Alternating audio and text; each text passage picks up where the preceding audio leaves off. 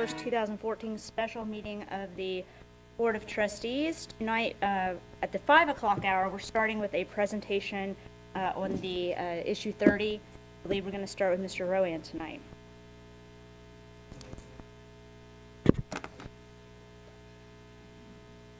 Thank you, Ms. Reinhardt, members of the board.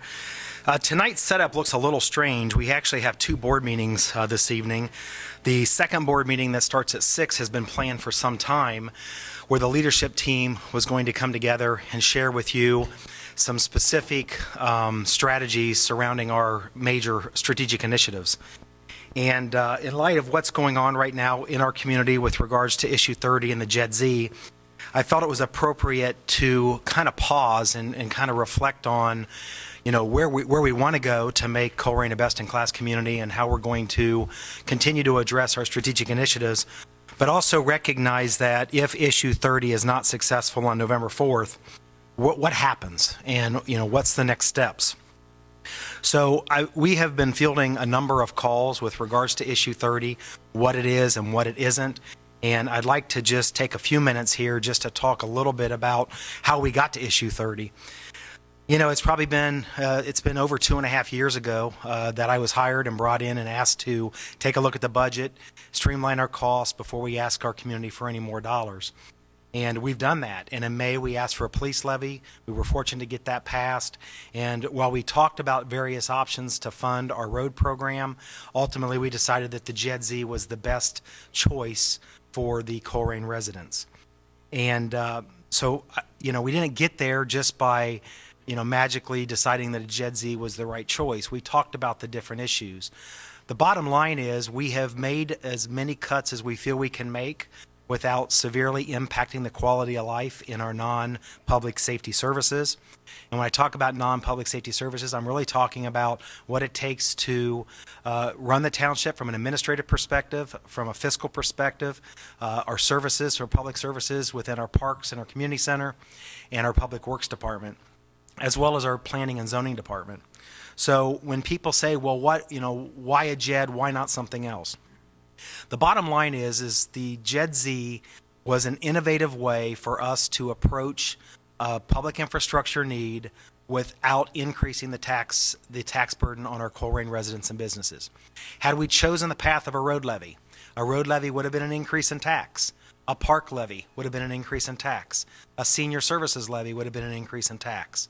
And we weren't interested in taxing our residents any further. So we took an opportunity with legislation that was up and running within the state of Ohio, still is an available option through the end of this year, and decided that was our best path forward to try to generate some revenue to address our public infrastructure, our streets, our curbs, our sidewalks, and our gutters in our neighborhoods.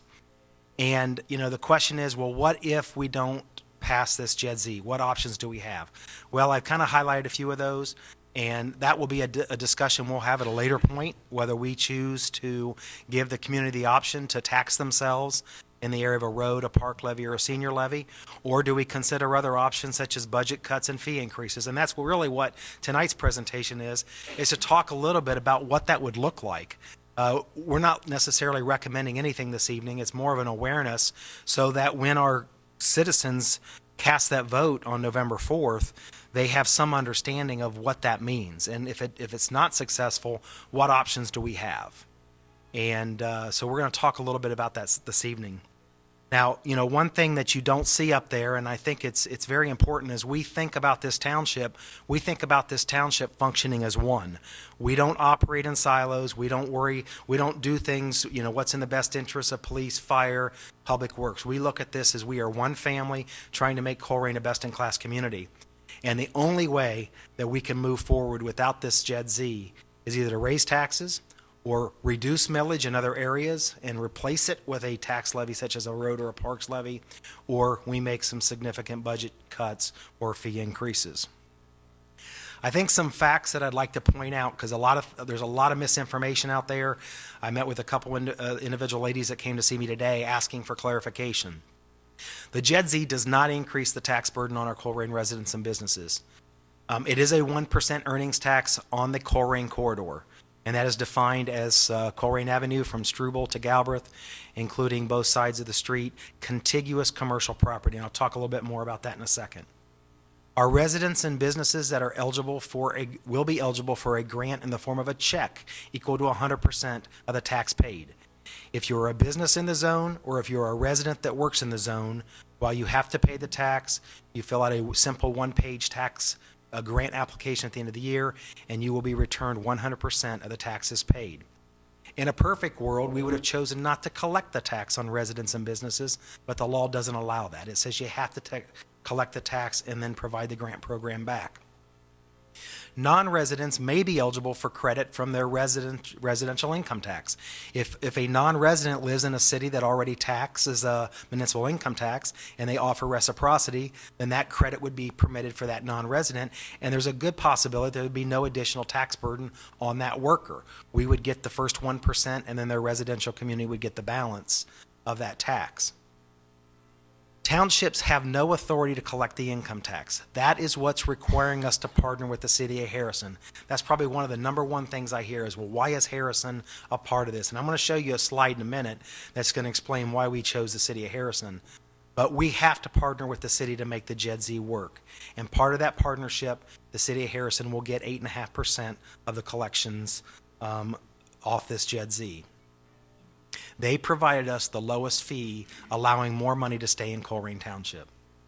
The other question that comes up a lot is, why isn't this complex included in the JED-Z? Well, the JED-Z must be contiguous commercial property and cannot include residential properties where electors reside. When we were looking at the Colerain corridor, we tried to include as much commercial property as we could down to the Galbraith border, which is where this CRA, Community Reinvestment Act, properties begin, but there was no way to get to this government complex without going through residential properties. The same could be said for properties throughout the community. We have a number of commercial properties that are not part of the JED-Z, that are not contiguous.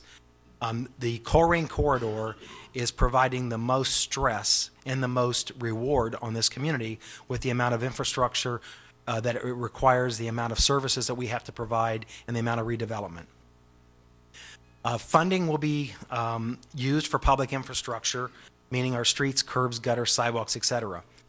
As you'll see in a minute, this JED-Z could have been formed to provide public safety, administration, zoning, just about anything. But we purposely chose to stay focused on public infrastructure because our number one need is fixing our streets, our gutters, our sidewalks, and our curbs. And then the other thing that's out there is the JED-Z being a job killer. It's not a job killer. I mean, look at the example. I mean, Rumpke employees pay 2.1% to the city of St. Bernard for the recycling center. I mean, they could have built that recycling center here at a time when we don't have a JED-Z at 0%. So obviously that is a factor that doesn't play into the minds of many employers. In fact, as you look at the redevelopment efforts going on Colerain Avenue right now, at 7 o'clock tonight, the Zoning Commission is going to hear plans on a new Kroger Marketplace as well as a new Chick-fil-A. So we have economic development happening in this community. Unfortunately, we are not a municipality, therefore we don't have the ability to tax like a municipality, but I think we're going above and beyond for our residents by providing the grant back, because I don't think you're going to find a municipality that is going to grant their residents and businesses back their earnings tax like we are as part of this JED.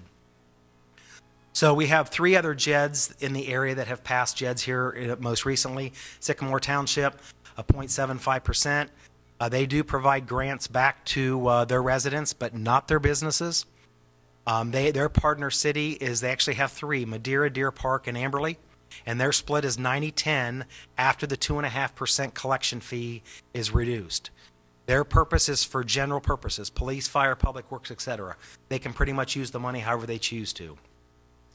Springfield Township is a 1.5%.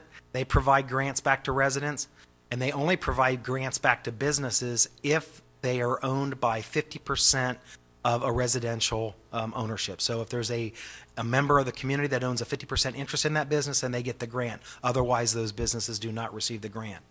Their partner city is Mount Healthy at an 85-15 split at a 2.5% collection rate.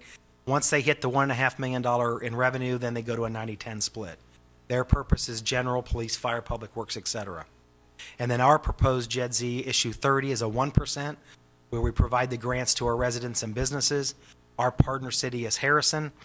We get 91.5%. They get 8.5% after a 2% collection fee. And our purpose is restricted for public infrastructure, streets, curbs, gutters, sidewalks, etc. So I just want to at least be able to show what other communities are doing with regards to their Jet Z, and I believe the value that our residents will see from issue 30 far exceeds that of our counterparts. So the question is, what if it fails? There's a number of items up here we're going to talk about. There are no order of priority, but it's just an awareness thing that we need to think about if we're going to try to generate or offset $1 million to put into roads if issue 30 fails. Parks. As you know, it costs several $100,000 to operate our parks. We have a beautiful park system. We contribute from the general fund approximately $630,000 a year to keep our parks running. So if we have to earmark money for streets, we're going to have to think about how we operate our parks. Is that a restricted hour system? Do we close some parks? Do we try to sell some parks? Those are questions that we'll need to talk about. Our road conditions will continue to deteriorate. We'll do what we can until we can get up to the full amount of capital investment into our roads. We'll continue to patch where we can, but without having a source of revenue to address our streets, we're going to continue to see deterioration in our streets. Winter salting may change. We may have to go to a salt ash mixture. We spend about $300,000 to $350,000 a year in salt, and we try to provide as much salt on the roads as we can to make it safe for our citizens. But a lot of communities cut back on the amount of salt they buy, and they mix it with ash or sand. It's not a real clean solution, but that's something we can think about to save some money and earmark it for roads. Seasonal workers may be eliminated. Our seasonal workers take care of our parks. They maintain our parks. They run the water systems in the parks. They're there to make the park systems work. That's the one area that we are able to eliminate. If we do that, we're going to have to backfill with other full-time employees, which is going to take away from available employees to fix roads. Summer events may be eliminated. This would be concerts and movies and baseball and soccer and shelter rentals, Taste of Colerain, spray grounds. All these things take people and dollars. It's not all about people. I mean, we also buy dirt for our baseball fields. To keep our parks in the condition that we think we should takes money to operate. But those are some things that we'll have to think about. If we choose to keep the parks open, we may have to look at event and rental fees may have to increase to generate revenue to reduce the amount that the general fund contributes for the parks. Our senior center. I've met with our senior citizens probably at least a dozen times this year, and I know they value the services they get at the community center, and we had to make some tough cuts back in 2012, and we tried to reinstate some of their activities in the art room and to provide a coordinator to give them an opportunity to get together. Unfortunately, it takes about $160,000 from the general fund to operate. And if we're not successful and we need to earmark that $130,000 for roads, then we're going to have to look at how we operate our senior center. So it may have to close, which is going to potentially eliminate social activities such as cards, billiards, bingo, member parties, etc. Classes that we have in the arts room may have to be eliminated.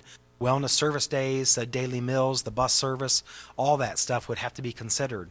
It's not something we like to talk about, but it's a reality, and it's one of the only areas in the non-safety service area that we could potentially reduce services and reallocate money to roads. And of course, our neighborhoods. How's this going to impact our neighborhoods? The third prong in support from the general fund is our zoning department. And we have made a lot of great strides in trying to clean up our neighborhoods. And if we have to make some cutbacks in the zoning area, we're going to have to deal with tall grass. We're not going to have seasonal employees there to mow the grass. We're going to have trash, nuisance, and zoning. We're not going to have anybody there to address those real issues that maintain the quality of life in Colerain. So we're going to have to consider staffing reductions. The planning and zoning department may have to be restructured, maybe looking at potential fee increases there. Our snow routes may have to be restructured due to staffing reductions, which is going to take more time to get the snow off the road. These are all things we hate to talk about, and they're all going to have a very negative impact on our quality of life. We provide a facility for the Colerain Historical Society. We may have to close that office because of the utility costs associated with running the office. We do provide financial support to the chamber. That is due to end December 31st. If this thing goes down, we're going to have to think very seriously about shutting off any financial support for the rest of this year. We're just not going to have the funding if we want to re-earmark it. And of course, the Community Athletic Association is going to be impacted, because if we close our parks or we change the way we operate and it impacts our soccer and our baseball, there are hundreds and hundreds of families that are going to be impacted by those summer leagues. So our roads are deteriorating. Without the JED Z, we will have to divert funds from other sources to pay for our crumbling infrastructure. It's going to impact our roads, our institutions, our public services, and our neighborhoods. So with that said, and it's a lot to think about, and like I said, the leadership team at this point does not have a recommendation to take any kind of a contingency plan. We want to stay focused on the positive and the fact that we hope issue 30, our community recognizes that issue 30 is important. It's a way that we can divert $1 million to public infrastructure without taxing our residents further. And if we're not successful November 4th, then we will begin to formulate plans to come to the board and have some open hearings on how we're going to address this situation. So with that, Ms. President, members of the board, I think we're going to open it up for some public comment, and then if there's any comments the boards want to make as well. Thank you.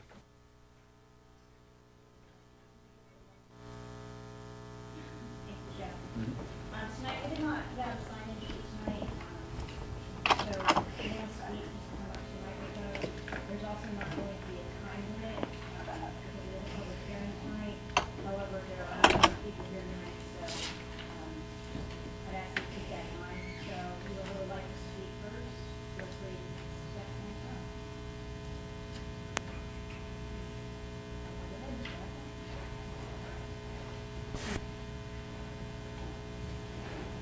Jim Acton, Colerain Township, live down here on Wood Trail.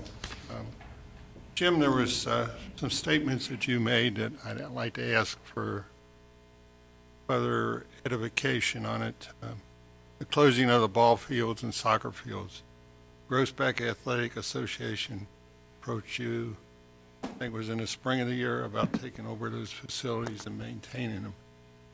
You came back and said, due to liability insurance, that would not be possible. There were actually several reasons why that was not a good decision for us, one of which was liability, access to equipment, and how those parks were going to be maintained. And there was some concerns with regards to the overall organization of the individuals that were wanting to come forward. They had some changes in their leadership, and it just caused us some concern to turn over our assets and the control of our parks to an outside group. No, I was a member of that organization for about 25 years coaching soccer, and it was well run. I don't know how it's run today, but I know there's a lot of input from different people about that. Something else that the residents may not know, but Mr. Schwarzkopf has applied to the community development program that the state has. I presume that's where it's from, Kevin, for $170,000 to be used in 2015. Also, in doing some background work on road data, I'd just like to give you some numbers here to think about. I'm in favor of this, Jed. I'm not against it, but I just want to get some people informed. Whitewater Township, they budget $48,000 for their roads. Green Township, $2.7 million. Columbia Township, $350,000. Anderson, $2.3 million. Colerain, $2 million. Delhi, $1.5. And Union Township, $3 million. Springfield Township, $2.5. The average age of most of the roads in these areas range from 13 in Anderson. We're sitting at 26 years average payment service or payment age. Springfield Township, for some reason, they got 36 or 32 years is the average on their payment that is out there. I just thought these were some interesting figures that came up. And in the past, some of the monies that have been collected for the roads is the budget currently, and you're going to have to correct me on this, but I think there's a current road tax or road levy out there valued at 0.89%, which generates about $880,000 a year for the township. A motor vehicle license tax, we get $42,000 roughly. Gas tax, roughly about $316,000 a year. And the township spends about $2 million a year on roads. So if you add all this together, we come up to about $1.5 million that is available in some way out there for us. But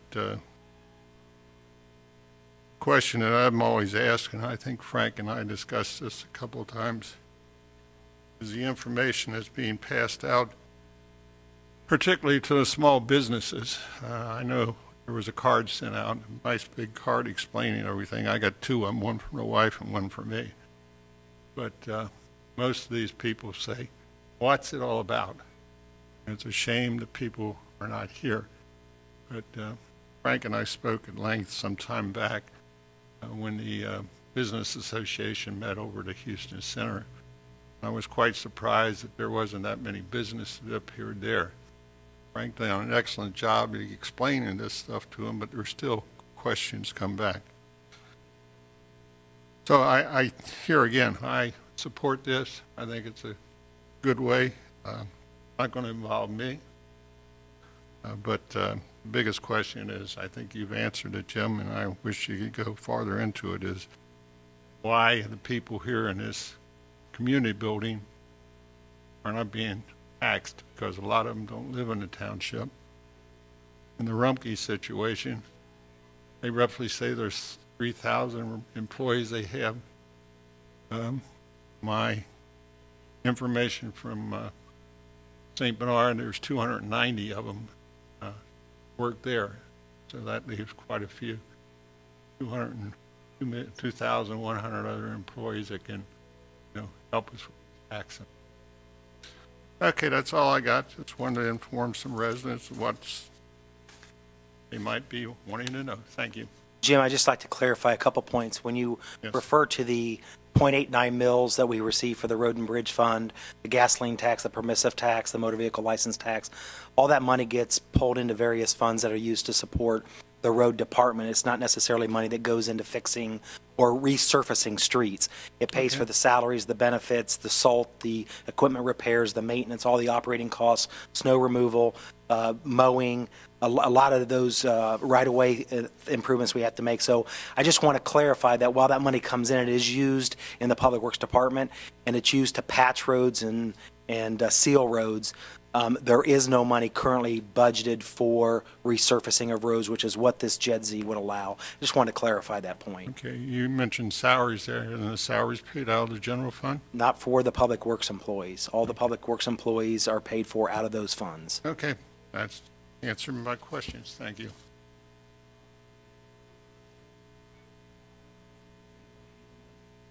Is there anyone else speaking on the JED tonight?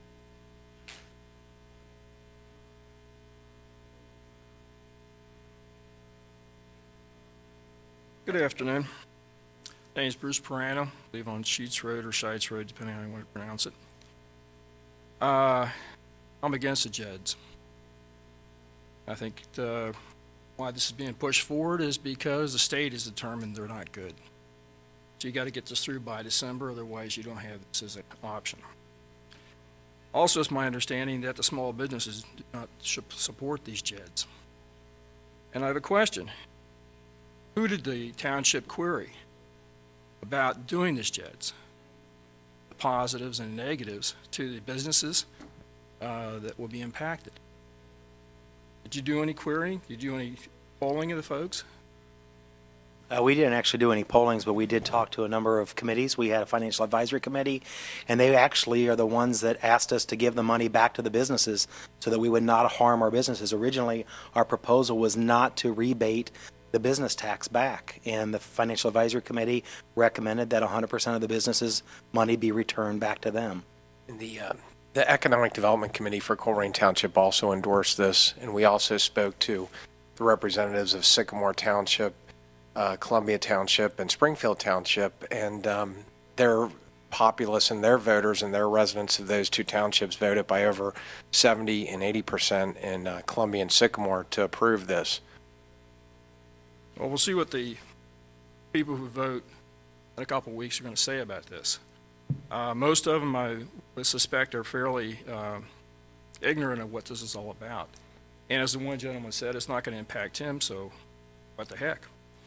But for the businesses, I did talk to a couple of small businesses up along Colerain Avenue, and they weren't queried. They're totally against it, and they see it's going to be a possibility of running them out of the township somewhere else. Particularly with Hamilton County looking at another 0.25% sales tax, Butler County is pretty close. Can I interject something right there? Sure. Frank, in your expert opinion, since we have a lot of large national retail chains, what percentage of those businesses have a store elsewhere in a municipality that pay an income tax, would you say? And this is a generalization, but I'd say probably 80% of the people within the zone are already paying an income tax in the city in which they have other locations. As far as small business are concerned, Blue Ash, North College Hill, Mount Healthy, City of Cheviot, they all have small businesses within them that are paying double the income tax that we're proposing. And I've never seen their businesses go out and move to Colerain Township because we don't have an income tax. Conversely, I've seen a lot of jobs leave Colerain Township and go into cities such as Fairfield, St. Bernard, City of Mason that charge double what we're proposing here. And if these businesses don't want the income tax, there is a community reinvestment area where they can move south of Galbraith Road and they can enjoy no income tax within our community. Well, the point is that I don't think this is well vetted. We may have vetted it with some of the big business owners who may or may not have a real dog in this fight. But my opinion is I don't think it was well vetted. Question, how much does it cost to run these summer events? Like Taste of Colerain and all these other events, which a lot of us don't attend.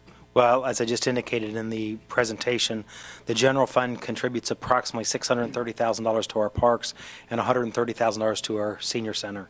And those are what I would consider important quality of life issues that we're going to have to sincerely address if this JEDZ is not approved. We'll have to decide whether they are important to the community and how we move forward with trying to shift some of those dollars into our streets. Here's an important point. The Taste of Colerain is, if not self-sustaining through the revenue it earns, pretty close to it. It's not a huge drain at all, and I would say it might even be in the black.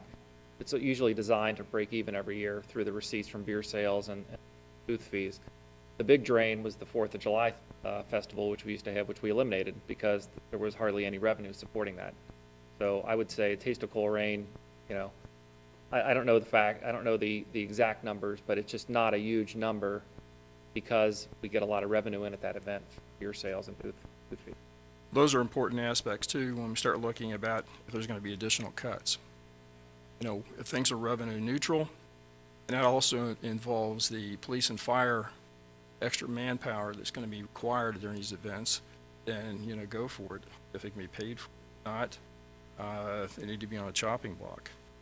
I mean, my understanding is there's close to 13 parks in this township. Am I right? Well, there's a number of parks. I don't necessarily consider them all fully functioning parks like Groesbeck, Clippard, Dravo, Heritage, and Colerain. But we do have a number of parks that we have to care for. The park next door, that's a soccer field. We have a number of cemeteries that we have to maintain. It gets quite costly when you have to put manpower out there to mow them and take care of them. Yes, and for a township this size, I think it's a large number of parks. Since I've been here around 30 years, I really have never been in the parks. I don't have a need for it.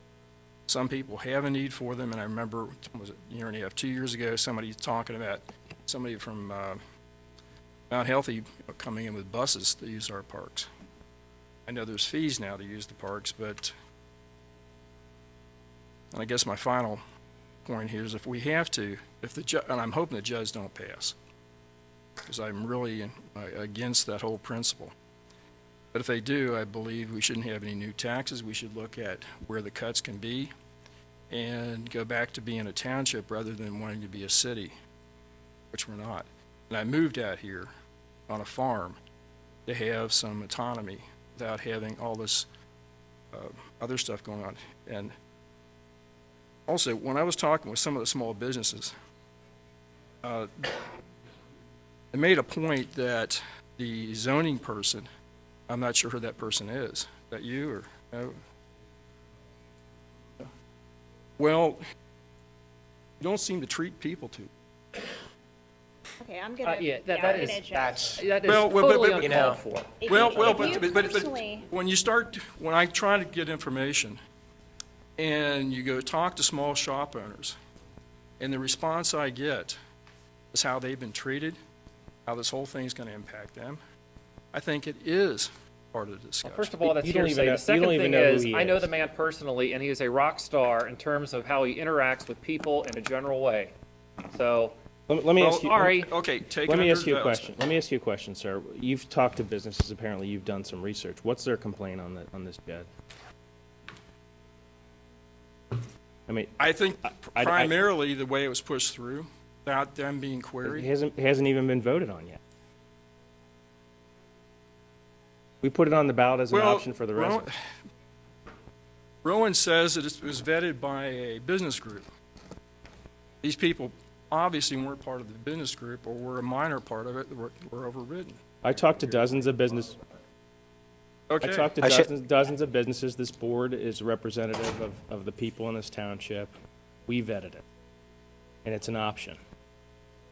It is And an I option. still haven't heard a reason that these businesses don't want that.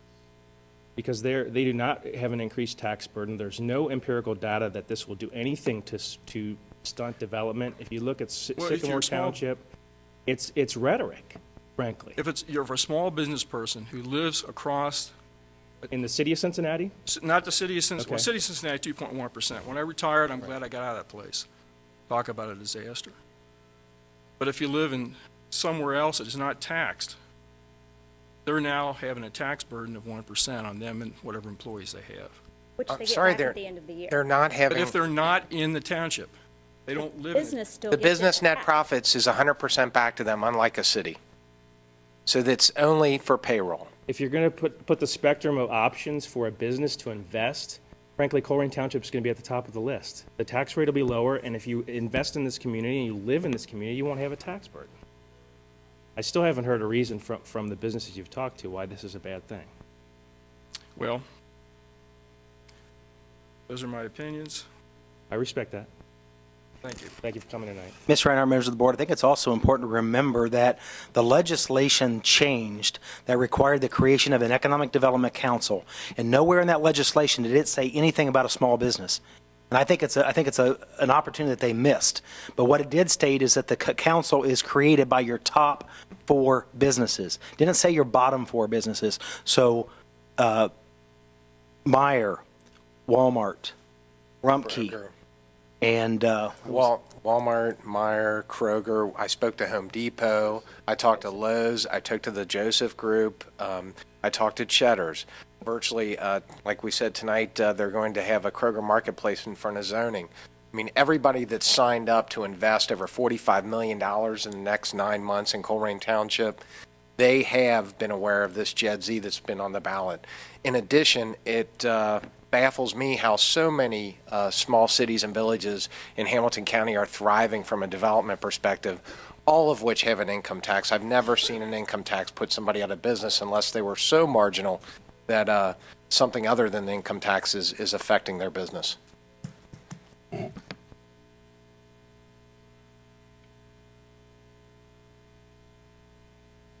You want to speak, Bernie? I don't see anybody else getting, I'm sorry, I don't see anybody else getting up. I've thought you wanted to speak tonight. Do you want to go ahead? Okay. I think Jim cleared up a lot, at least he made a great attempt at it, that no residents will pay any extra taxes anywhere in the township if they work in the jet or not, no extra taxes. The businesses don't pay any extra taxes. It's all correct. I just want to make sure we're clear here. They pay the tax, they apply for the grant, they get 100% back. Well, I understand that, but they will not eventually pay any extra taxes. So what is the reason that businesses like Rumpke, who have become multimillionaires, and their lobbyists called me from Columbus, and I had a long chat with him because I'll be honest with you, I had mixed feelings about this personally. But after talking to him and finding out some more information, I think it's a good thing, and I'm going to go down through and say why I think it's a good thing that we passed the JED. I've looked at it pretty in depth, I think, but some of the people who have benefited from Colerain Township and all the investment by Colerain Township, mainly Rumpke and their lobbyists who called me, or Tom Hart, that says, gee, it will be some extra paperwork. Well, you just put another line on your computer spreadsheet because you're going to pay federal tax and Ohio tax and workman's comp and unemployment insurance. So it's just be another line that he has to put on there. So those people, though, Rumpke said on our Colerain Chamber of Commerce, who is supposed to spur development, now they're against it. Tom Hart sits on the CTBA, Cincinnati or Colerain Township Business Association, supposed to spur development, and now they're against this.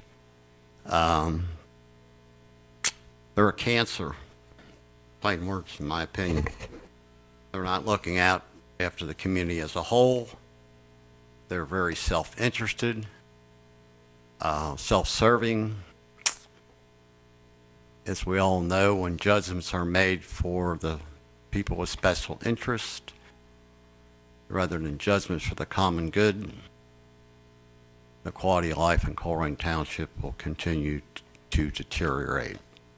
We cannot let people like that hurt our community.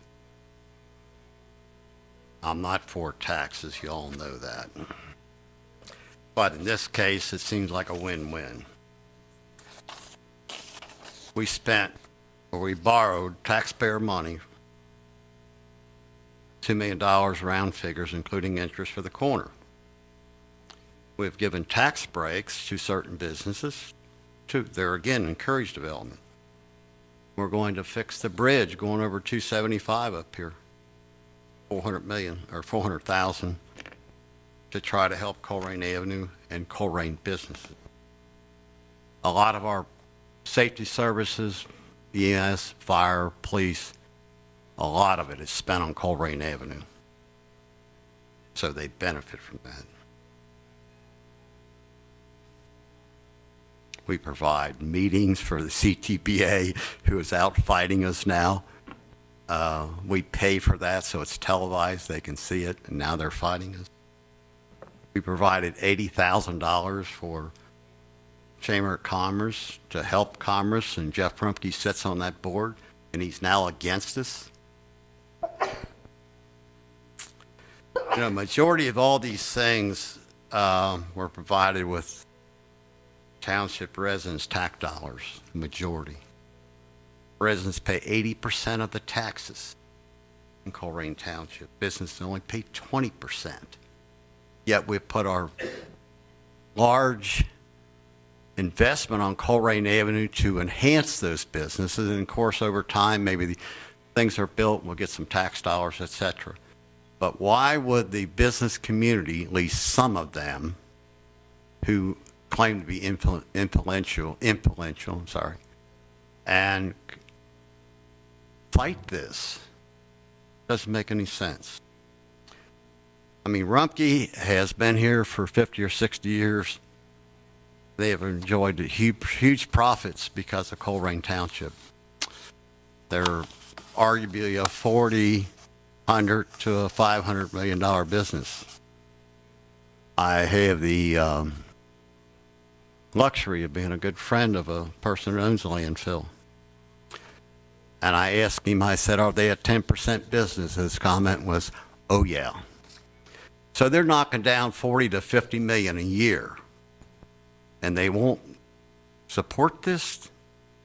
Give me a break. Tom Hart complains that extra work just for the adding on the taking out the deduction. Like I said, IRS. Why don't you tell the IRS that, or the state of Ohio, workman's comp, unemployment insurance? It's just another line on his spreadsheet, and it's taken care of. I think it's we all know, and that's one thing I want to be clarified, that the money, or at least half of the money, 50% has to go to Colerain Avenue. So they're always going to get more benefit for their businesses. The other half, though, and what I heard, was going to go to the streets and curbs, and we need that. Tax levy isn't going to fly. It won't, because so many people live on county roads. In other words, I wouldn't vote for a levy on a county road or for a township because I live on a county road. I get no benefit. Here, people get benefit from it. That's the key. The residents get some benefit. If they live on a county road, they don't. Talk to their county engineer. But the people that live in the subdivisions, which are a lot of them, if you enhance the roads, we all know that nice streets increase property values and it looks nice. They benefit just from that alone, just the increased property values. So I guess for me personally,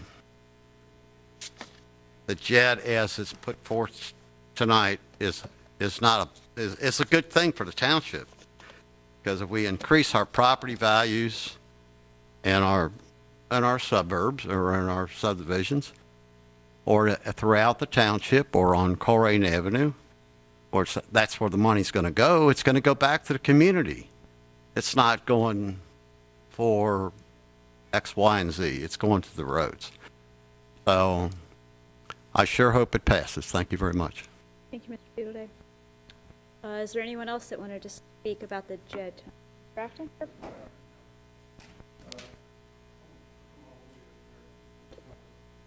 Actually, I need to be microphone. Sorry.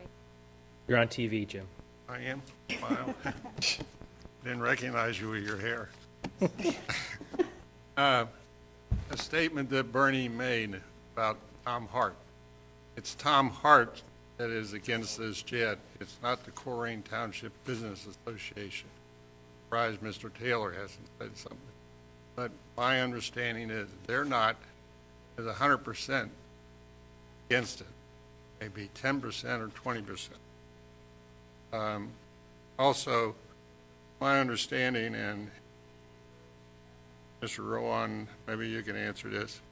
My understanding that is a business is owned by a Colerain Township resident. They get 100% of that grant money back, right? Actually, any business in the corridor, you don't even have to be a resident. We're going to give the net profits tax back through a grant. We did not put the residential requirement on this. So there will be no business in the Colerain corridor that'll have to pay the net profits tax at the end of the day. They'll have to pay it. They can apply for the grant. They'll get it back. Residential status does not impact that piece of it. Okay, so the Bonnies up here with their, get what they pay for that, they will not be paying any profit taxes. No, when property taxes aren't, we're not talking about property taxes. The Profit. net profits tax they will pay in, they will be required to file a grant application just like the residents, and then a check will be given back to them for 100%. And that brings up another question that was asked to me tonight on my way up here or before I came up. If we're giving all this money back, how are we going to come up with this $1 million? The proposal that we received from Hamilton County Development Company did not include the net profits tax. It was just based on the income associated with the worker, and it was projected to generate $1 million. And based on our conversations with some of our other townships, the amount that goes back in the form of a grant is minor. And I know Frank's got the data on how many workers there are in the zone as compared to residents. And while we don't know exactly how many are going to be impacted, we believe that the majority of the money coming into the zone are from non-resident workers. Actually, on that point, Jim, I think the answer to your question, Mr. Acton, is most of this money is coming from other cities and municipalities where our workers with reciprocal agreements. So it's money that another government would have.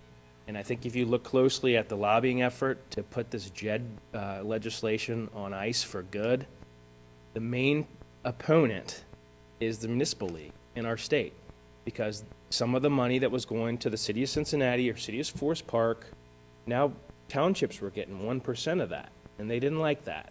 And they've got a pretty heavy lobbying effort in Columbus, like our friends at Rumpke, and they've got the ability, special interests, as a collective group, to change the law. I think when the money, if this JED Z passes, and there's some support to this, the lion's share of this money will be coming from other municipalities that would have realized it absent our JED. You see, this, Mr. Dieters, this is where Frank and I spoke about this today. That's the part that small business owners do not understand. Sure. And I think, as I told Frank today, that mailer that was sent out, beautiful piece of equipment. But I can name 3 people who didn't even read them. They're right on Colerain Avenue. But you have an so accountability goes both ways. If you're voting, you have an obligation to educate yourself before you step into the booth and understand the issue. With you, Jeff. I'm just telling you. It's just highly frustrating for me. I literally, I'm not embellishing one iota. I got on the phone today with a resident who called me about this. Actually, it was yesterday, full disclosure. And he literally told me I voted against it because it was going to affect my retirement. That's literally what he said. I agree with you. And after I picked my jaw up off the floor, I was like, sir, can you repeat that? Well, yeah, it's going to affect my retirement. So I thought it was going to affect my retirement, so I voted no. And I said, sir, sounds like you've already voted absentee, so, I'm not going to waste my time, preaching to you. But I answered all of his questions, which were minimal, like, our township residents going to be impacted. But he literally was so uninformed about this issue, yet compelled to vote no. And I'll just speak right now. This is really simple. Do you want to let your roads continue to deteriorate into the abyss? Do you want to pay a property tax? Okay, we already just passed a police levy. We're already the 3rd highest rate in the county. Or do you want to pass the JED Z? It's the lesser of all evils. And as far as, cut our way into prosperity here, my gentleman from Sheets Road, you could close every park in Colerain Township, and it still wouldn't make up for the money that was cut from the state via the estate tax and the local government fund. Just so we're clear. Right.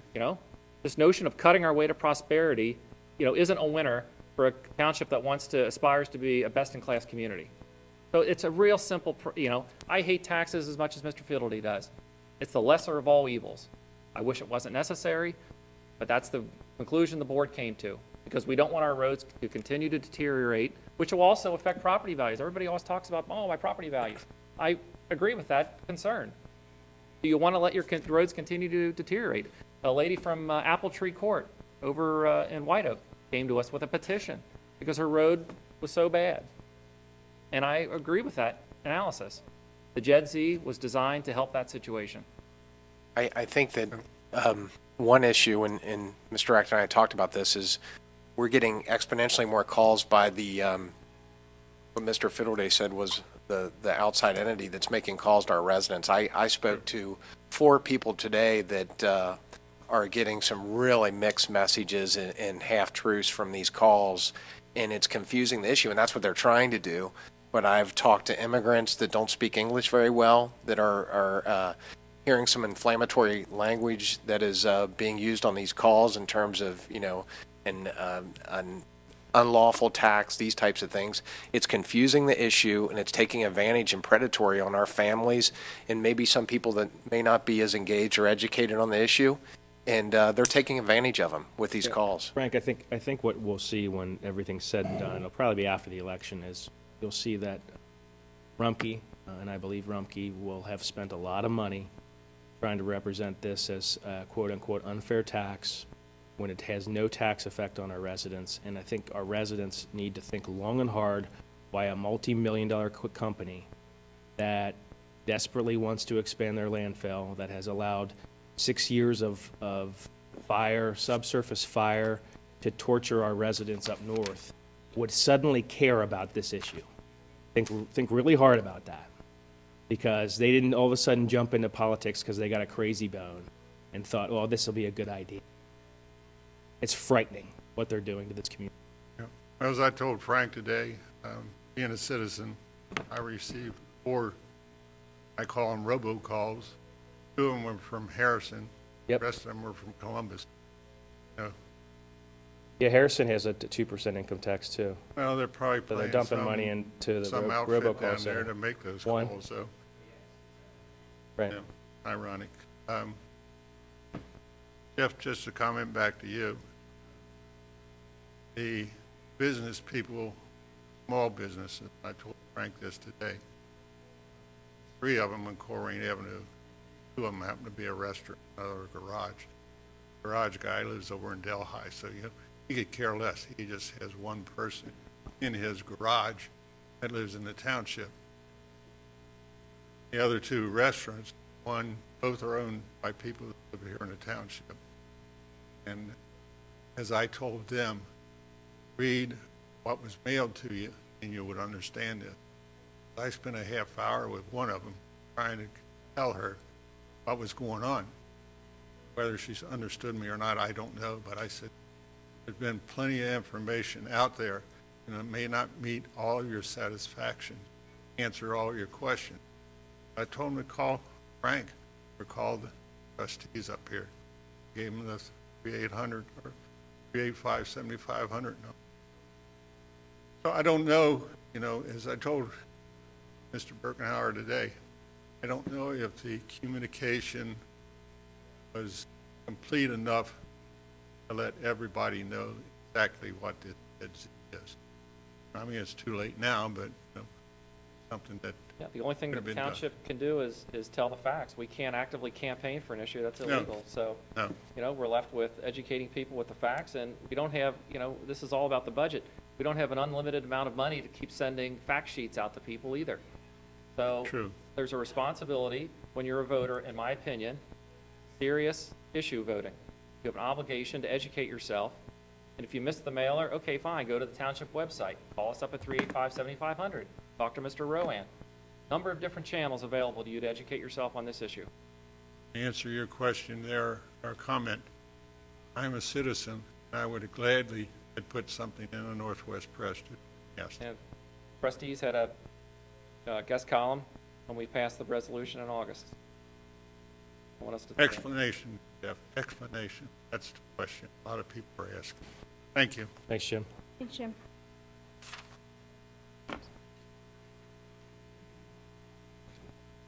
Township law. What's the first priority? Public safety. Public safety. What is it? Public safety. And public and What's the first priority? Police. fire. Excuse me? Roads, thank you very much. That's your first priority. That's a true story. Look it up. And our police and fire, and when people say cut the parks, that's a non-starter in the 21st century. That's what really drives economic development. attract So, families. excuse me? It attracts families. Well, it drives economic development, and that's what it's about. We've got a lot of land in Colerain, and I've asked people, what's the reason that you would or would not move here? And that thing right up the street, that landfill, is the biggest driver.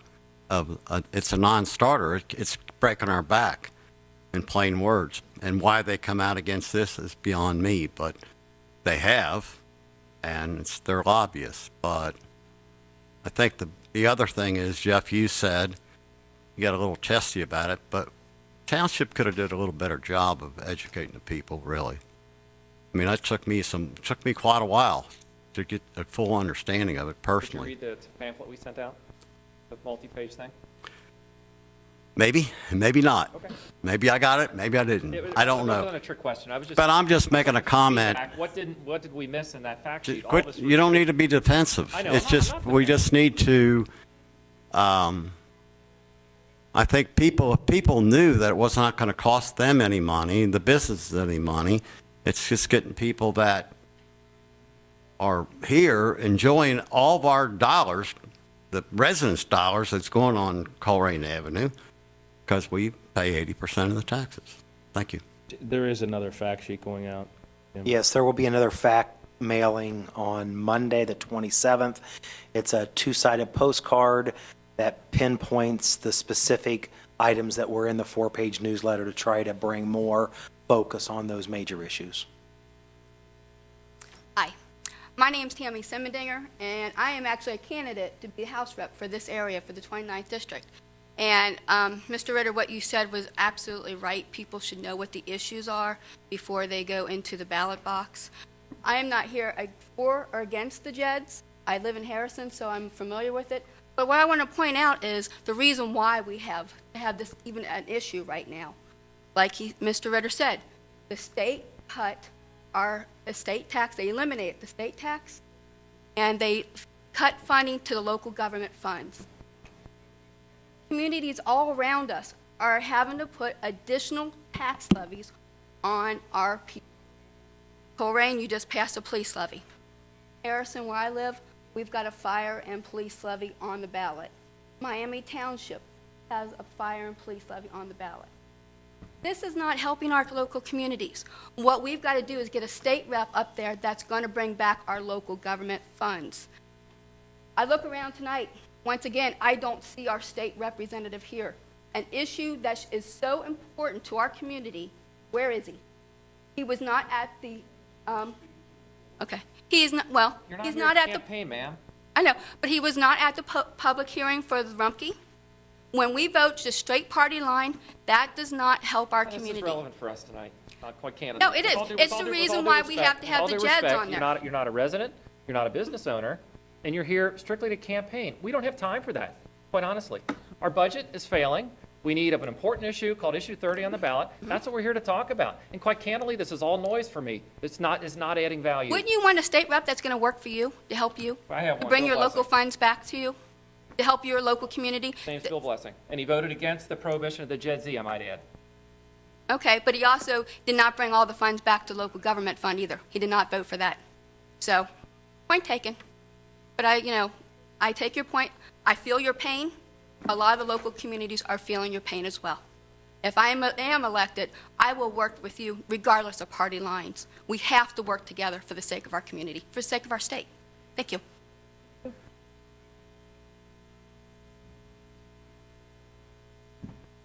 there anybody else that wishes to speak tonight?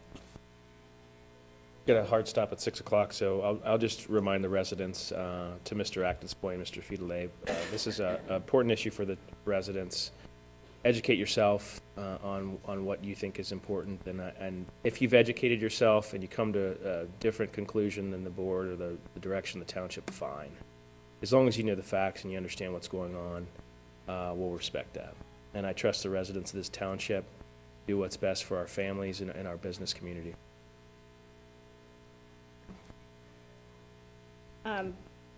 As far as the presentation that went tonight, I know Ms. Key was asking us earlier, some people might consider this threatening right before the election. This is what politicians do. That was not our goal tonight. Our goal, I think, in the last 2 to 3 years, this board has demonstrated that our goal is to communicate as much as we humanly can with our public. We have Waycross, we have the website, we have newsletters, we have our staff available for you to call and speak to. We have a Facebook page. I mean, we are using every resource we can that we can afford to use to educate our public and to listen to our public. And it saddens me that out of something this important, this is maybe 40 people are here, and 3 or 4 people got up to speak tonight. So we're banging our heads against the wall sometimes, trying to get our message out and trying to help people understand what's going on, and to have the robocalls and the live calls and the negative mailers going on. We just, quite frankly, we can't match that funding. We just can't. We don't have the funds to send out that kind of counter, campaign against what's being put out there right now. We just can't afford to do it. But our whole goal with this presentation tonight was so that the public does know these are real possibilities. This is our reality. These are not threats. This is our budget reality. So this is not in any order. This is not everything's going to go, nothing's going to go. This is just what people need to understand. These things are a possibility. I don't want the JED to possibly fail, and then 5 months down the road, when we've done half the things on that list, people to come back and go, well, I didn't know you were going to shut down all our parks. If I'd known that, I would have voted for the JED. Or I didn't know we weren't going to have any road money. I don't want people to come back later and go, you guys didn't tell us you were going to maybe do that as a consequence. That is simply the goal tonight, was to educate people so that whether you want to vote no or vote yes, you can do it either way, just as long as you know the reality of the situation. So, that's all I have. Well said. Okay. With that, is there a motion to adjourn this portion of the meeting tonight? Who moved? Second. Peters? Aye. Ms. Reinhardt? Aye. Mr. Ritter? Aye. Before we go on, does anyone need a 5-minute break? Good. All right, then we will move on to the regular board meeting of October the 21st, 2014. And I believe with that tonight, sorry, it's really hot in here. With that tonight, we're going to go first to Mr. Birkenhauer. Motion to open the, Oh, sorry, yes, is there a motion to open the meeting? motion to move to open the public hearing. I'll second. I'm sorry, first, I think Ms. Reinhardt actually needs to officially call the clock meeting to order. Okay, I will call the meeting of October 21st, 2014, regular board meeting of special board meeting of 6 p.m. to order. Move to open the public hearing. Thank you. I'll second. Peters? Aye. Ms. Reinhardt? Aye. Mr. Ritter? Aye. Mr. Birkenauer. Yes, thank you. The item tonight is for our next 3-year cycle, 2015, 16, and 17, for the Community Development Block Grant Funds. These are 3-year grant funds, and they have to be spent within or on people within a low, moderate income, or minority status within Colerain Township. They're federal HUD funds that are given down to the local governments and utilized by townships and cities within Hamilton County for the purpose of benefiting those less fortunate. That being the case, we have several items. The one item is various road projects within low to moderate income areas, and that's about $175,000 in funding. The other 3 items, and we typically rank the top 3. We would have the trustees do that. The community center rehabilitation of the accessible restrooms, that would be a $45,000 expense. A community center rehabilitation replacement of the kitchen, which is $55,000. Community center new message board, which is $25,000. I would ask the board tonight to give me what your top 3 is. Most of the time, I've been here for about 18 years. The board, I guess this is my 6th round of community development block grant funds ranking. Rarely has the board adamantly disagreed. They come to the conclusion that these are the 3 we want to submit. The budget is not yet set. They don't know what the federal priority will be. So you want to rank 3. Many times your first will be the only one funded because of budget cuts at the federal level. So with that, I open it up to the board. Roads, roads, and roads. Yes. I agree. Now we have to pick number 2 and a 3, please. I'm not interested in that. You can pick one for me, because Just a question there, Frank. So you've identified roads at $175,000. Is there not additional roads that could be done? In other words, is there $500,000 in those? We can certainly ask that. Sometimes they want to do different projects because they want to not only do low to moderate income, but they want to give money to seniors because, and I'm not the total expert on this, but I've heard in the past when we've done that, there's money from senior services that can go benefit those for the other projects. So I would encourage you to do those too, but if they say that the township allocation is 300,000, then I'd certainly ask if we could put it all on roads, because that was the trustees' number one priority. Well, one thing I'd like to mention before the board decides on the number 2 and number 3, I realize that the LED message board was not something well received at the last meeting. However, I think what you're going to see in the next initiative, and something that we get criticized quite often, is how we message and market ourselves as a township. And I do see some value in having the ability to communicate with our community and get the message out about various things. And if you had that type of technology, it's just a tool to be able to do that. So while I recognize if we can't spend it all on roads, I would tend to believe that that might fit more into our strategic initiatives than maybe some of the other items. Well, I would say to that, if you absolutely have to have a number 2, then, okay, that's fine, but the fact that we just had the meeting we had, and we talked about the urgency of our road funding, and then we're talking about, an LED message board. I just, Mr. Rowan, I'm not being disrespectful. I agree with, everything you said. I just think it appears as though a nice to have. The lady in the back rolled her eyes, and I was probably right next doing that when that happened. It just appears wrong. It just sends the wrong message. I agree. To the community, so. What about sidewalks, Frank? I mean, we have sidewalk issues in some of our low to moderate income areas. Is that a possibility? Because that fits within our theme of public infrastructure. It is a possibility, and I would defer to Kevin possibly. I mean, one thing, I think we want to fix our roads before the sidewalks in many cases, that once we get the roads drivable, and I don't know. I mean, I guess what I'm saying is if you need 3 items, can we make sidewalks number 2? we could probably do that, certainly. So. I believe sidewalks are part of the road. So if you get a grant for a road, you can also do road. So it would be a sidewalks along complete with it. street? Yes. Okay, so See, we here's, could, here's my concern. $175,000 is not going to go a long way. And in this last round of CDBG funding, we got more than $175,000. So can we jack up the amount for roads, say $500,000, and then make your number 2 item something number 3, and then if we only get $400,000, we can use it all on roads? Yes. That's Yes. my concern. we can do that. We can do that. We can request $500,000 on roads. That's fine. That would be fine. If it's appropriate. Yes. And just actually. I still would, vote on it. just in case, need a 2 or 3. That's what they're asking for. So, Well, accessible restrooms. To the board, in my opinion. Okay, the board. You don't need us to actually vote on that, though, right? Get us to comment. Yes, I do believe there would be a formal vote that would Okay, encourage it so our proposal is that the street funding would be our first priority. at $500,000. Second would be the. The board, But- message board. And then accessible restrooms within there. Second. Aye. Aye. Aye. Now, let's see, we are on to new business, public safety. Thank you. Colerain Police Department Chief Mark Denny investigated the conduct of Officer Nicholas McCarthy and determined this conduct violated Colerain Police Department rules, policy, et cetera. And we're asking the board to approve the termination of Officer Nick McCarthy effective October 21, 2014. So moved. Second. Aye. Ms. Reinhardt? Aye. Aye.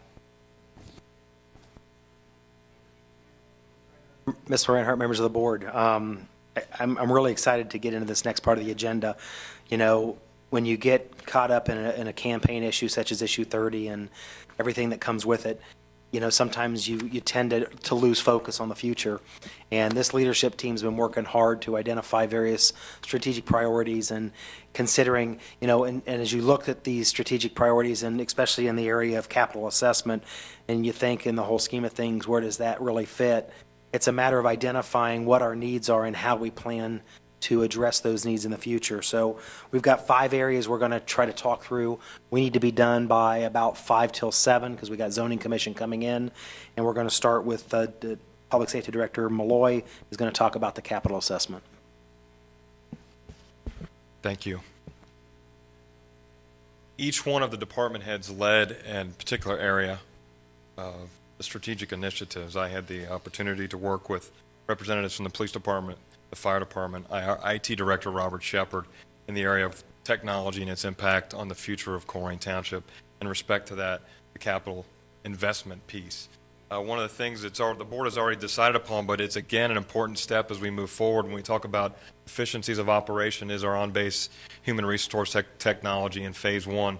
The board approved that on September 9th to move from a paper file where each department has their own personnel files, one person managing, to move to our central operation of record keeping and again, working towards the 21st century and moving towards a simpler, more efficient mode of operations. Again, the board has moved on to that and made that decision, and we are actually tomorrow kicking off one of the first steps with departments represented with how it's going to be set up and worked for us individually as departments and then as a whole. So we're excited about that. Second piece, again, the board approved that. It was presented to the Financial Advisory Committee over the summer, was our need for the technology of communication. The system that we currently have in place is become antiquated at a much larger scale than just us. It's countywide with the communication center as a whole, and then the filtration down to the user is immense. Just as a side note, the learning piece of taking on the responsibility of working with fire as well as police, that initially when the system was put in place in 2003 and radios were provided, there was no fire representation on that panel to make sure that our firefighters and our fire officers were using the correct and the best radio system for their service. And they're not. And the reality is when water hits this current system, there's a lot of different malfunctions that occur, and that's just not correct. And we were able to be ahead of the curve and take on some opportunities that were there with Motorola to save quite an amount of money in respect to changing over our system to what a current system is to the next generation system. We're expecting the arrival. We've got a lot of work going on with volume controls and setting up templates for a larger scale cooperation, not just what's going on in Colerain Township, but again, we border 8 different communities to ensure that that communication is there with those other communities, whether it be Butler County, on a totally different operating system, or to City of Cincinnati, who again operates on another system. We need to be able to communicate no matter what the scenario is, and those things are being worked out, and we believe that by the end of the year we'll have our system in place. The feedback early on from police and fire with the new radio system is that it works unbelievably, and you can hear the radio traffic of folks that are using it, and you immediately recognize a difference in the quality of the communications that go on. So we're excited about that. The simplistic is we've worked, again, we tried to be smart with our operations and know what we're doing, but we still need to provide outstanding service. One of the things is we've decreased our inspections and our administrative function within the fire department by about 10,000 hours a year, and one of those functions is the inspections function. And with development ongoing and home building going on in the township, that's an important part of our service. Well, there's things that we can do. Again, efficiencies of operation. We're looking at software. I know the chief cook and the captains involved with inspections, training, and EMS reporting met with a vendor the other day. They like a product. They're currently testing it to ensure that, again, we're being the most efficient, we're getting the bang for our buck, and we're streamlining our operations. Simplistically, from the inspections piece, we have one firefighter that's a captain that's running that. We have help from our police officers that have been trained, that are working with them in the mall. There's an ability to communicate, but that software and that ability to communicate via technology is important. The next item on the list that was discussed, and it is kind of a front burner type of topic, is the ability for on-body cameras within our law enforcement service. This has been something that we've investigated, specifically myself, since 2012, talking with several vendors.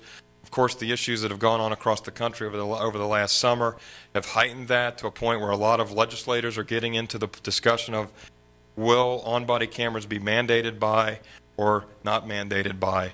We are currently, as a police department, looking at vendors. We've had one in the test phase. Another one is arriving this week for another test to look at the value of that and what that means.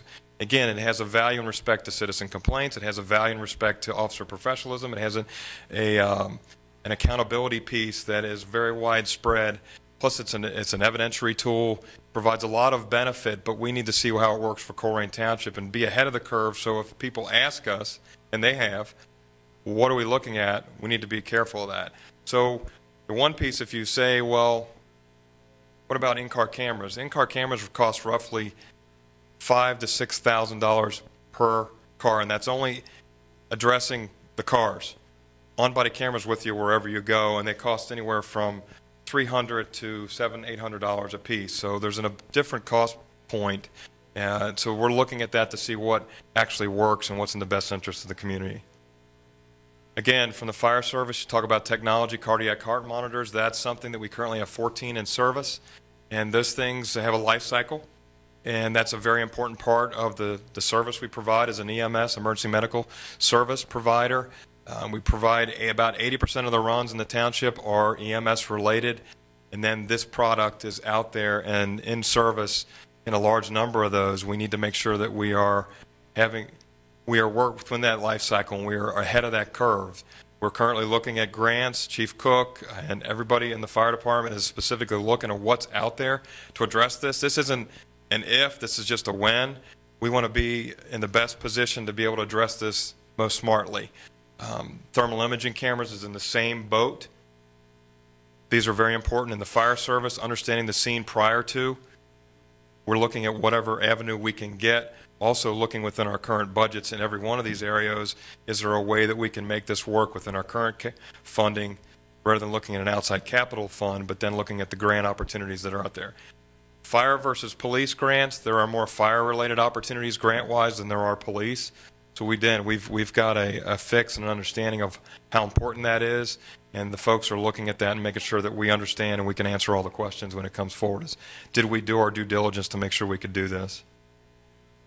Mobile data computers in the fire and EMS vehicles, again, where are we at? Are we providing the most efficient service? Is it a technology upgrade? Is it necessary? We're at the point where we understand it is. Where are we going to be? What's the time cycle? How do you get there? Is it through proration or is it through one fell swoop? What's the most cost-effective manner in which we do it? Those are the things that are currently in place. Again, Will Mueller, Captain Mueller, and the chiefs they're talking about this on a regular basis. The next one is the interview room recording system.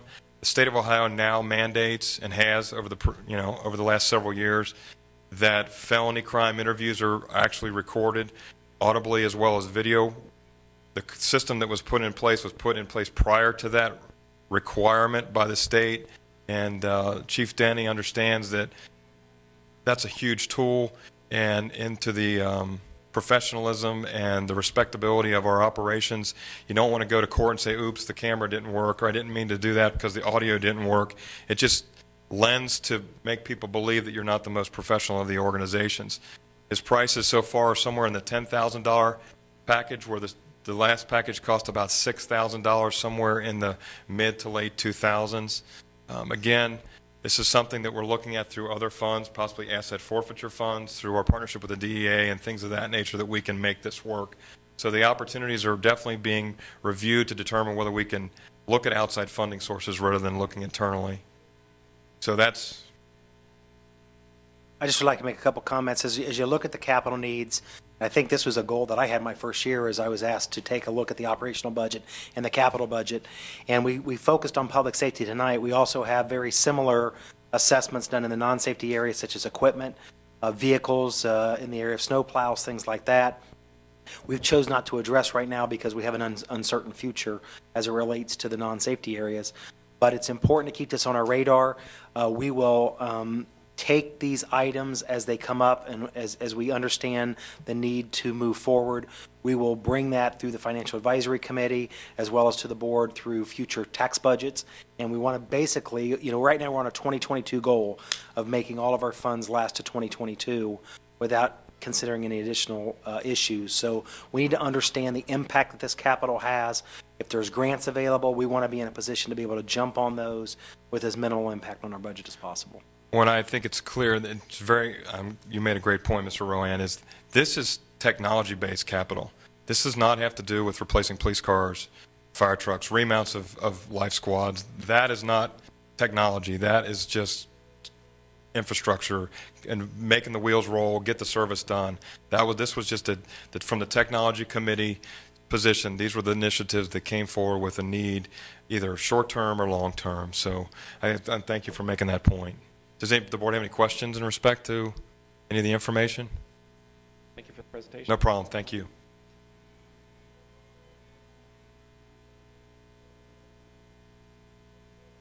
Good evening.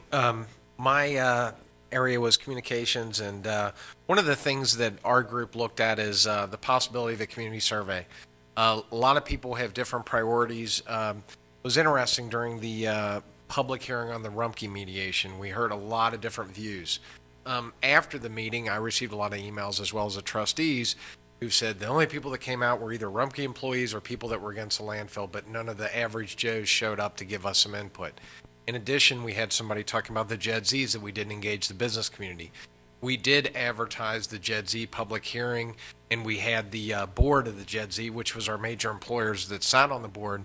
But judging from tonight at the 5 o'clock hearing, how do we engage the average resident and find out what their priorities are? And that's one of the keys that we looked at. Major policy issues. If the JED-Z fails, what is the appetite for a property tax levy? I've heard people call me in the last few weeks, we should put a 2 mil levy on in lieu of the JED-Z, and I'm a resident, and I'm going to support it, and all the other residents would as well. I don't know if I subscribe to that by any means, but that's what I've heard from some people. Zoning enforcement. What do you want to see more of in the township? I mean, we've heard a lot of people, we want hotels in the township. We want more of this, less of this. What are here's the staffing of our police department, of our fire, and this is our response time. What would you be willing to pay for in terms of services? All services cost money in the township, and what is your priority? And that'll help us prioritize for the purpose of budgeting in the township. The city of Sharonville did a really great survey, and that's where this management team was talking about some of the questions and some of the things that we'd like to ascertain from a valid community survey. Wright State University did their surveys, about $12,000, 400 samples, and they did some phone surveys. We talked to two different institutions, UC Institute of Policy Research. They do a great job. However, we're in a budget-constrained environment, and there is some cost to that. And although it does seem like they're very capable, very professional, and a great organization, we felt that we would probably go with the NKU Department of Public Administration. Myself, our fiscal officer, and our safety service director all graduated in this master's degree program, and we're familiar, and actually our assistant fire chief as well, have all been a student at this at one time or another. So we felt very comfortable working with the institution. But we feel we could make some great strides instead of trying to read the minds of our residents and others in getting a really valid sample and asking some of the major policy issues and drilling down on what are the priorities of not only our residents but our businesses. I do get out to talk to a lot of businesses, both small and large, and I hear a whole range of things. And the challenges of the large businesses are different from the challenges of the small ones, as you can imagine. And I think that we can't be all things to all people, but I do believe that if we were to get a very good sample and conduct this survey, that we can target our policy to really make major gains in terms of how we prioritize not only budgeting but services as well. And with that, our recommendation from our group is to start conducting the survey around January of 2015. We'd be partnering with not only students but with professors as well. We do a valid survey, and I said here that we'd probably finalize some of the goals and the questions by November 1st. I don't think that's a good idea. I think what has to happen is we need to find out what happens with this election. And if this JED-Z fails, we need to ask the question, what is your appetite for a 2 mil levy?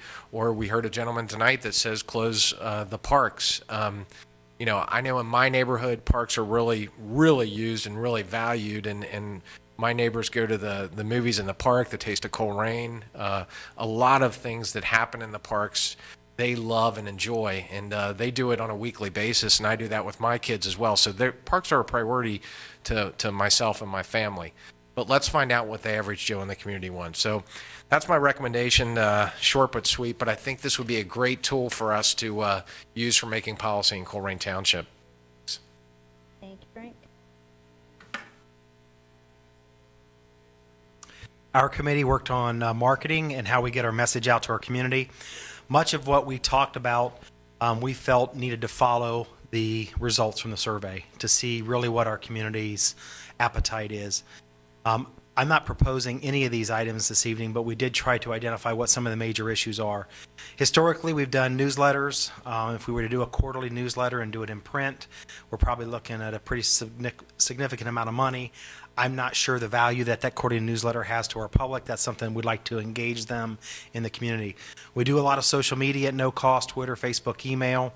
We talked about an annual calendar where we could actually put events on the calendar, which would also serve as an interaction tool with the community to let them know what's coming up and give us an opportunity to have contact information. We did the annual report in 2012 or 2013 based on 2012 data. We chose not to do one this year. We just aren't sure that the value is there for the amount of money it costs to put together. We want to continue our partnerships and relationships with Waycross and Northwest Press to get no-cost promotions. We have a monthly program and guest columns now working with Waycross to get the message out. This last month, or this most recent issue with regards to the Family Justice Center, we've got the fire department coming up. Jeff's done some things on the revitalization of John Rose, and we want to keep that message up to try to get information out. We talked earlier tonight about electronic message board as possibly being an option. Communication specialist, once again, I'm not advocating for another position here, but we are a pretty large government of trying to serve 60,000 residents. To have somebody dedicated to get a message out is something that should be looked at. Probably the number one issue that I get complaints about is not having somebody dedicated to answer the telephone when somebody calls. And that's just not a luxury we have right now, and I'm not advocating for that, but it is something that I think we need to gauge in the survey to see what people's appetites are. We've tried to work the phone system to be a little bit more user-friendly. We're not there yet. We are going to be transitioning to a new phone system at the first of the year and hoping to make it a little bit more easy to reach people. But because of the cutbacks that we've made, in particular in the zoning and planning area, we just don't have anybody there designated to answer the phone. Most people are either dealing with somebody at the counter or putting in a work order to deal with a property maintenance issue, and we just don't have someone dedicated to be able to be there as a live voice. So that's kind of what the marketing committee came up with. But once again, we don't want to make any decisions or recommendations until we hear what the community has to say through that survey. Kevin. Thank you. I'm going to talk a little bit about public infrastructure. It's kind of what the JED-Z is about. Public infrastructure includes roads, curbs, gutters, catch basins, ditches, sidewalks, street signage, and street trees. Tonight we're just addressing roads, curbs, gutters, and catch basins for this presentation. Here's an inventory of our current infrastructure. We have 111 miles of roads. We have 480 individual roads, 3,850 catch basins, and 7,600 street signs. Realizing these are all inside subdivisions. All the county roads that run through the township are not part of our maintenance. These roads are all subdivision roads. The way we evaluate our roads is with a pavement management system. It allows us to put the age of the surface, the pavement defects, usage, and traffic flow, and it gives us a repair and maintenance needs many years into the future. It gives a rating of 100, which is a brand new road, and then down to 0, which is failed. This is that condition index. At the top, you'll see 100 is good. At the bottom is 0 is failed. And I'll show you kind of where our roads sit inside this matrix. In 2010, you can see our the green is roads that are good, and then compared to 2014, how we have declined. Our rate now is like 42.36% of our roads need work. In 2010, it was around 52%. The annual condition, as you see, it's going down. In 2005, we're at around 65%, and today we're at that 42%. Predicted PCI, if we take no action, no road repairs, in the next 5 years, we'll be down to 31.4%. Realizing 100 is perfect and 0 is the worst. We're way below fair if we do no improvements to our Hey, streets. Kevin, give me a practical context for the rating. Our friend on Apple Tree who recently submitted the petition, what would you rate that one? I think they're like 32. That's what a 32 looks like. 'Cause Yes. I'm familiar with the condition of that street, for instance. Right. And at that point, it's still able to be resurfaced, not to the point where it needs to be reconstructed. What is that inflection? Well, 20? 20 and 20 and under. And the cost difference there is, say, to reconstruct a street, it's $700 a foot. To pave it, it's $100. So by not maintaining our streets, at least in good condition, as time it gets much more costly. Very important point. This is over 25 years, and as you can see, at one point we were up around 72%. Where we start to decline is when we failed the levy in 1999. So we're at one point around 74%. We're now down at that 42%, and it really starts to go down once the levy failed in 1999. Here's the action needed. None needed. That means they added between 75 and 100. That's 9% of our roads. That means they're relatively new or brand new. Preventive maintenance, 25% of roads are that. Those are things we do in-house, which includes sweeping, patching, potholes. The rehabilitation is actually the paving of roads. 38% of our streets need to be repaved. We put a cost to that. It's around $19 million. Then we have under 20, those roads need to be reconstructed, and those are 28% of our roads. Usually for those, we get a SKIP grant, which is 70% funded by the state of Ohio. This is just kind of the definitions of preventive maintenance, the rehab, and the reconstruction. Preventive maintenance we currently do. The rehab has slowed down this year. I think we're going to spend around $150,000, and that's coming from a CDBG grant. Occasionally, when we get Waterworks or the sewer MSD to do a project, they'll replace the roads. That happened in the Dornborough subdivision 2 years ago. Even though there was a lot of problems with that, we ended up with brand new streets. So that's it. I think people realize our roads really need some funding, and hopefully that'll start in 2015 because we are getting further and further behind. Board, as we transition into the next section, I personally am most excited about the focus on the neighborhoods. I think trying to reinvest in our neighborhoods and stabilize property values. And I think what Jeff is going to lay out for you today is exceptional work by his team. If we're successful with issue 30, we need to determine, how we best spend those limited dollars. And as Kevin had indicated, there are breaking points in which you go from rehabilitation to totally reconstruction. And identifying those neighborhoods that are on the brink, where if we could save them today instead of spending that extra $600 tomorrow, we need to understand that. And so Jeff's going to talk to you about how his department has been working with Kevin and the police department in mapping our communities and trying to come up with a methodology on how to invest our strategic dollars in this next phase. So Jeff. Thank you, Jim. So I get to back clean up tonight. We heard about 4 strategic initiatives so far tonight. We heard Mr. Malloy talk about making key upgrades to technologies that will provide better safety services. We heard from Mr. Bergenhauer on ways to engage with citizens to bring information in to inform policy. We heard from Mr. Rowan about ways to push our message out, those both relating to communications, and we heard again about the importance of infrastructure. I'm also really excited about this. Our committee was charged with developing an initiative that would focus on improving the quality of life in our neighborhoods, the quality of our neighborhoods, and that's a pretty large undertaking. Chief Smith, Lieutenant Meyer, and Sergeant Owens and I were on this committee together, but the goal of this initiative is to identify neighborhoods where certain indicators of community health are trending in the wrong direction. We then apply resources from multiple agencies to that neighborhood and measure the outcome with the intention of positively affecting the indicator. And this is sort of another iteration of the success that we saw on John Rose, where we saw a community in a bad place, and we applied resources from multiple agencies within the township and the county, and we were able to make a positive difference.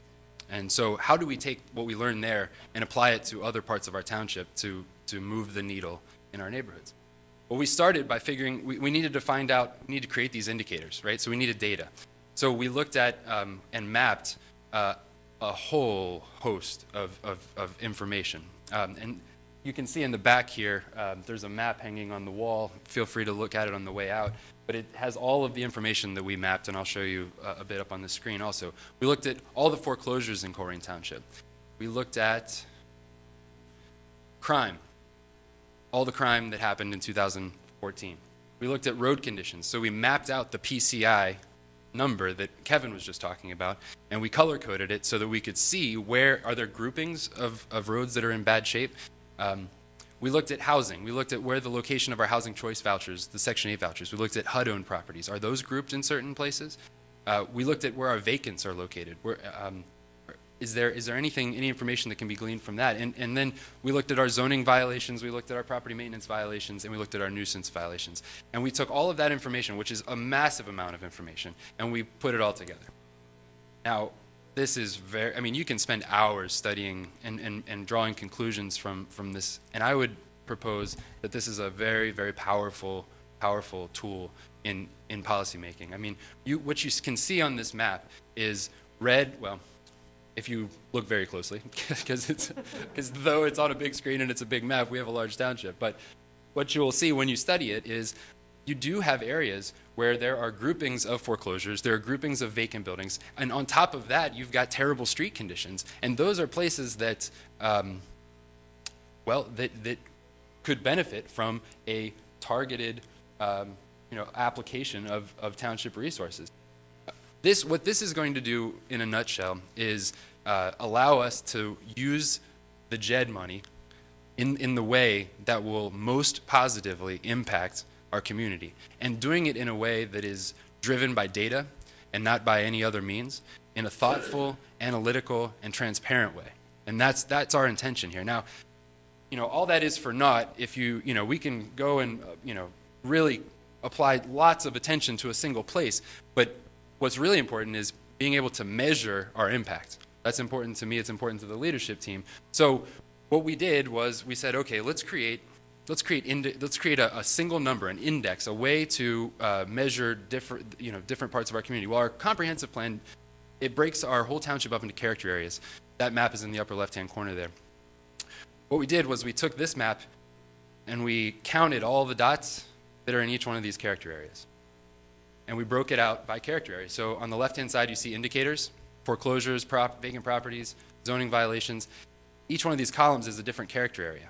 Okay, so you've got the number of each of the indicators in each character area. Well, what you need to do now, because you'll notice that on that map, those are all different sizes and they have different number of houses in it. You need to normalize all this data. So we normalized it by dividing it out by addresses. So now we have apples to apples for all of our character areas in the township.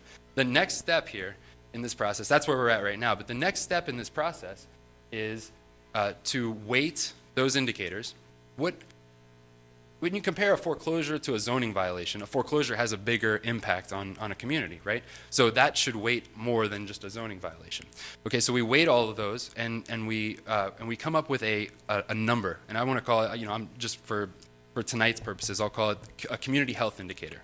And so now we have a community health indicator, and what the intention is, we're going to be able to baseline it today.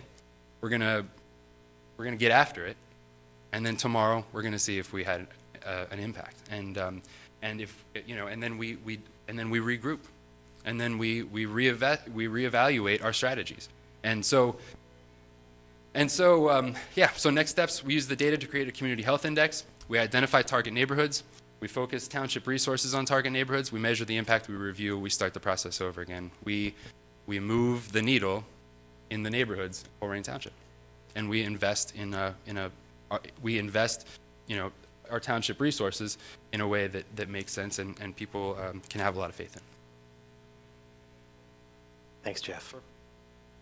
So that's a lot to digest in a short period of time, but I just wanted to be able to share with you what the team's been working on, and there'll be much more to come. We'll get through issue 30 and figure out where we go from there, and continue to work ahead.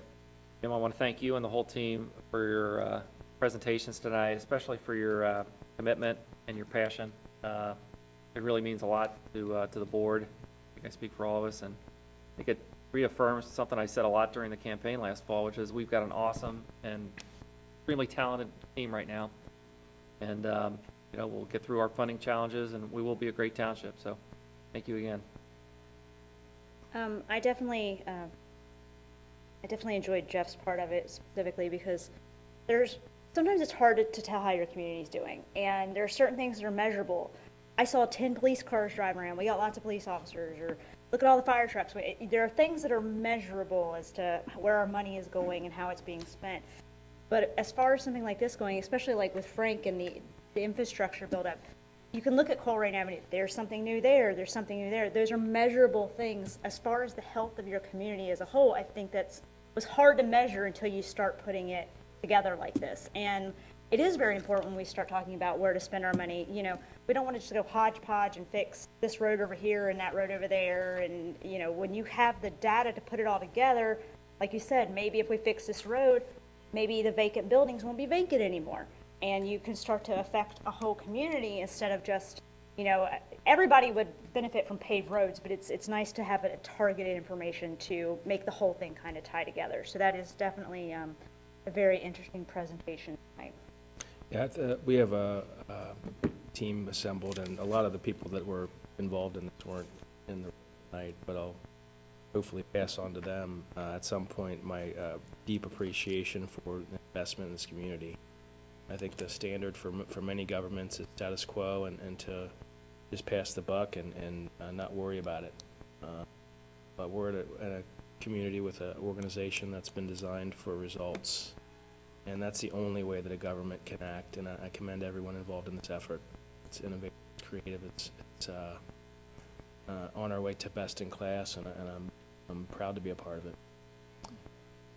Before we adjourn tonight, I did want to mention, and on behalf of the board, if you don't mind, and fiscal officer and the administration, the Lutz family lost a couple of members, a mother and a daughter, wife, sister, a tragic accident 10 days ago, north part of our township, and I think kind of gives us some pause as a community when something like that happens. Let them know our thoughts on family. Is there a motion to adjourn? I moved. Second. Aye. Aye. Aye.